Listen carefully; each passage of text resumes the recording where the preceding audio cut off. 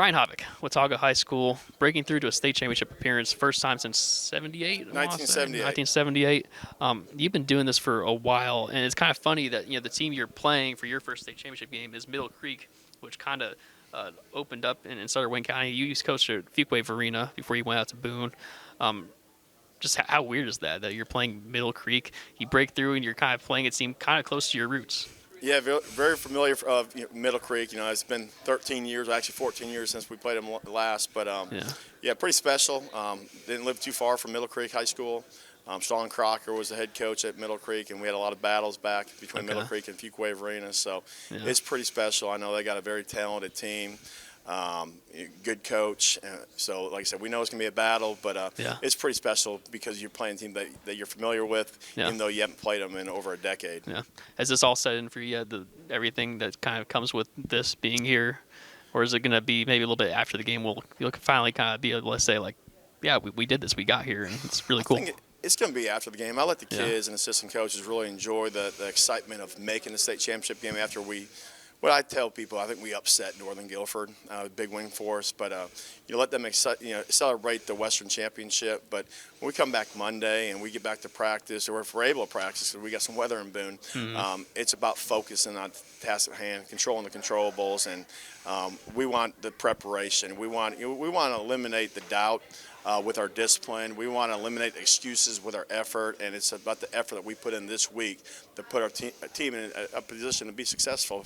Friday, not night, but Friday at 4 o'clock at Keenan Stadium. Yeah. What's been so impressive with your program is just how it just sustains itself. Right, so we had the star quarterback, Max Green. He put up all these numbers. He called me one day because we went through all of his numbers that we had in his career. Just incredible stuff. And then he graduates, and then we have Cade Keller come in, who is kind of like the star basketball player, right? And he's had just this incredible season, leading the team. What does it speak to, the kind of kids you have there in your program, the fact that you can graduate kids like Maddox and then still sustain the success? I think the biggest thing, maybe more schools should probably look at, more parents I think should maybe look at, maybe the formula that we're doing at Watauga High School is that we encourage a multi-sport athlete. And I think sometimes people look at things that they can't control and they want their kids to specialize because they think they're going to get a scholarship. But our kids play multiple sports.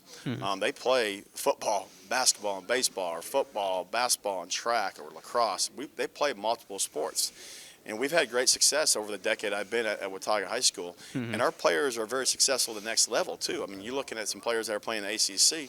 Duke just won the ACC championship, and one of their top running backs is number 4, Anderson Castle. And he was a three-star athlete at Watauga High School. So, guys like Cade, he's a great basketball player. He's a really good baseball player, too, shortstop, and then football. So he didn't play a lot. He was a backup to Max Green last year. But we saw him in practice every day. Yeah, you knew. And I saw him on the basketball court. So I had a feeling that he's going to be a really good player. And sure enough, we're doing some things a little bit different with him. But he's got a lot of moxie. And he's playing at a very high level. There's so many guys in this team, so many options. Matthew Leon, Bowen had, 3 touchdowns and 2 conversions the other night. Matthew Leon, Evan Burrows, so many good guys at skill spots. Niall Pease had a good year. But I want to hear about your offensive line because those guys don't get as much shine. Tell me about that group up there and just what they've meant to the team this year. Well, obviously, it all starts up front. You have to be good up front on both sides of the ball. But offensively, we do so much things. It's not an easy job for our offensive line coach, Coach Tucker. He does an amazing job with those guys because we do a lot of different things. And we need to do a lot of different things for us to be successful. It's not just, we can't just line up and run 2 or 3 plays. We have to scheme people up, and it all starts with the offensive line. So we only had 1 starter back on the offensive line. Like I think we alluded to in the very beginning, in the summer, we had to replace 8 starters on offense and 7 on defense. So the only starter returns is Brady Lindenmuth. He's the only offensive line. So, of course, our center, Kwame Carter, first-year starter. He's a senior, but first-year starter.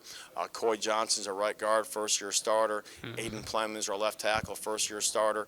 And Cruz Stoddard, first-year starter at tackle. So, inexperienced, and you start the year, we're probably a little undersized. When you look at like 6A and above football, you usually see lines with guys a lot bigger. We have smaller guys up front, but we move. We do a lot of pulling, a lot of different schemes that we try to a lot of those guys use their strength. Yeah. But they've done a great job of protecting the quarterback because we've been throwing the football a bit more and opening up gaps for us a lot to have big plays in the run game throughout the year. I was talking with Coach Jacobs about this. So you obviously you were at 4A before this, and you were playing these teams like Mallard Creek and these big teams that have almost 3,000 kids. And then this year, what were we at, like 1,600? We're about 1,500, 1,600. So now you're with all the teams that are like your size. It instantly clicks to a state championship appearance. When this all happened, when the whole realignment happened, did you kind of have a feeling that you were going to have a real opportunity to break through? Well, as many stars. When we graduated last year, we graduated 22 seniors and 15 starters. So not really for this year. So I'm done looking at how many players graduate for you. Okay. I've been fooled by it before. I'm done looking at that. I'm just assuming that every player is just going to keep doing the thing. So continue. Okay. No, really, I think certainly it benefits us. Yeah. As far as playing schools the same enrollment, and Yeah. what's really misleading, I don't think people realize is like 1,500 in Boone is a lot different than 1,500 in Raleigh or Charlotte because we're a rural community, so we have a lot of people that live far away from school. And I remember our school board member was telling me about 5 years ago that statistics have shown that kids that live more than 15 miles away from school are not involved in extracurricular sports. So we Makes don't sense, have as yeah, many people coming out for sports like football Right. than a school like Middle Because it's a Creek big or commitment. Fuquay. Because when I was at Fuquay, a kid might only live 5 miles from school. Someone can take him home, but now try to get kids. But where do you live? Well, I live 45 minutes from school. Yeah. So that's a lot different. But yeah, like you talked about in the playoffs, like we won some big games in the playoffs. I think people don't realize that we knocked off Mallard Creek in 2023. We were 1,500. They were about 2,500. But the road to the state championship, you win the first round game, then you beat Mallard Creek, then you got to play Independence, then you got to play Huff, and then you got to play Weddington. Week in and week out, when you're playing these schools that have more than 2,000 students, and all their players are playing one way, It accumulates. and all our players are playing both ways, it's hard. So this has helped us out, but we've played 3 really good teams in the playoffs at Charlotte Catholic and Sun Valley and, of course, Northern Guilford. Well, I get you out of here so you can go back to Boone. But the last question about your defense. I'm telling you about that side of the ball and what's kind of impressed you about that side. Definitely the turnovers. We got some players that are making plays, interceptions, fumble recoveries. Coach Curley and Coach Hicks do a great job, coordinating our defense and very opportunistic, giving our chance to be successful. Just the upset that we had against Northern Guilford, the turnovers, that really helped us keep us in the game, gave us a lead that we held on to, but you're really creating turnovers and really playing assignment football because we're a little undersized up front. But I think our skill position, we find a way to make plays in the secondary. Well, Coach Habich, I appreciate the time today. I think it's going to be a fun game on Friday night against Middle Creek. It's going to be an interesting battle there. We'll see who comes out on top. All right, sounds good to me, and go Pioneers. Yeah.